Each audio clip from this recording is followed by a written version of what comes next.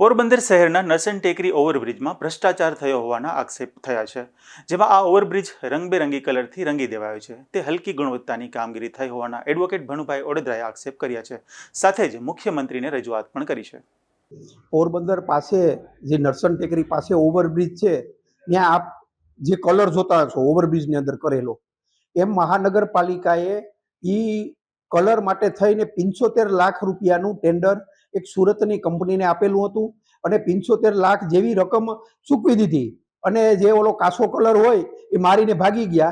અને ઈ માટે થઈને પણ આજે મેં મુખ્યમંત્રીને લખેલું છે કે પ્રજાના ટેક્સના રૂપિયામાંથી તમે આવા બેહૂદ ખર્ચાઓ કરો, ખોટા ખર્ચાઓ કરો. હવે તમે આમ જાઓ નરસન ટેકરી પોરબંદરથી રાજકોટ તરફ જતા હોય ત્યારે એ કલરના તમને પટ્ટાઓ દેખાશે, અમુક કલર ઈ 75 લાખના ખર્ચે ઈ કલર કામ કરેલું છે અને હજી હમણાં જ કલર કામ કરેલું છે, છતાં એમાં કોઈ એવો પાકો કલર કે કઈ ન હોવાથી બધો કલર ધોવાઈ ગયેલો છે. એ બાબતે પણ મેં રાજ્યના મુખ્યમંત્રીશ્રીને કાગળ લખેલો છે કે પોરબંદરની અંદર મહાનગરપાલિકા દ્વારા આવા ખોટા ખર્ચાઓ વારંવાર કરવામાં આવે છે, એની કોઈ નોંધ પણ નથી લેતું. જો કામ કરવું હોય તો વ્યવસ્થિત કરવું જોઈએ. કલર કામ પાછળ એક બીજા બધી ફૂટપાથના કલર કામ પાછળ પણ 3 કરોડ રૂપિયા જેવી જે રકમ અહીં વાપરી નાખી છે. એટલે આવા ખોટા ખર્ચાઓ બંધ કરવા જોઈએ અને પ્રજાના હિતમાં જે સારી કામગીરી હોય એ કરવી જોઈએ.